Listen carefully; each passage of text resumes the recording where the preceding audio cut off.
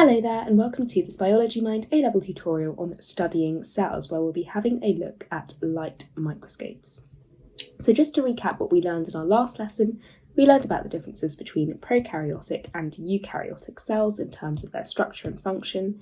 You now understand that bacteria have structural differences which can be used to classify them as gram-positive and gram-negative organisms, and you understand that viruses are non-living and how their attachment proteins aid them in cell infection. So we have two key learning objectives for today. Number one, to talk about optical light microscopes, and number two, to talk about preparing specimens for light microscopy. So microscopy develops and uses microscopes to visualise biological processes, and there are three main types of microscopes. Number one, optical microscopes, optical light microscopes. Number two, electron microscopes, and number three, confocal microscopes. So we're talking about optical light microscopy in this tutorial. So how this works is we have a light source.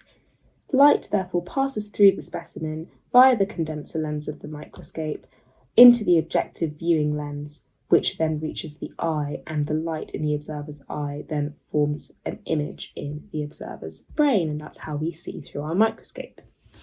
Now there are some limitations to light microscopy.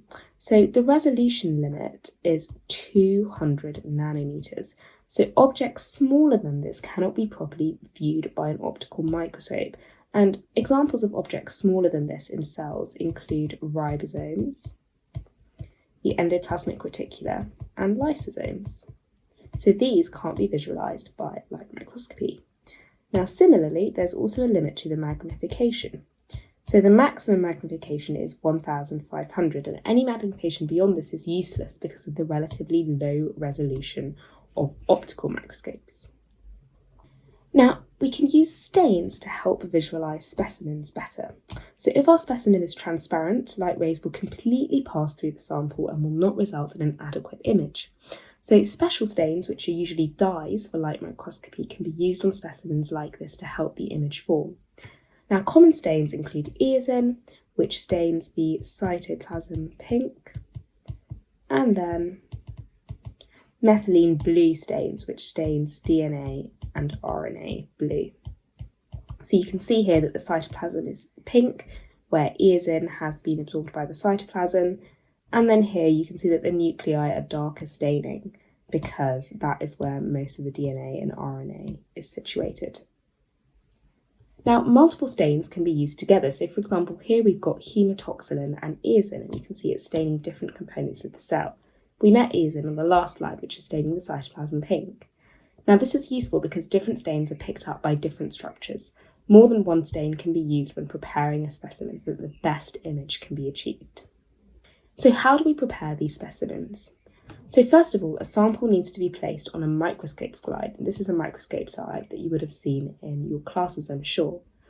Now the specimen needs to be as thin as possible to allow light to pass through it.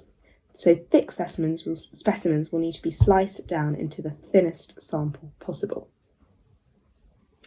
There is a dry mount and a wet mount. So your specimen can be placed directly onto the microscope slide, in which case we call this a dry mount. So this type of preparation is a dry mount because that specimen is being placed directly onto our microscope slide. However, this is a wet mount where we first place a drop of water onto the microscope slide onto which you will place your specimen, and the mount you choose will depend upon your specimen.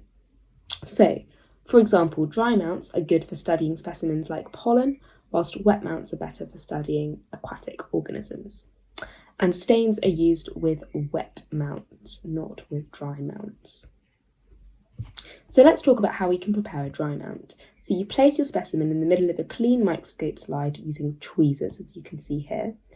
And remember, we said that we cut that specimen up into the thinnest part possible so that we can get the light to pass through it as much as possible. We then place a cover slip on top of the specimen. So this is our cover slip. This holds the specimen in place and prevents it from getting damaged. Then using a pipette, we place a drop of water. Oh, sorry. I've moved on too quickly. So that is how we prepare a dry mount. Now, how do we prepare a wet mount?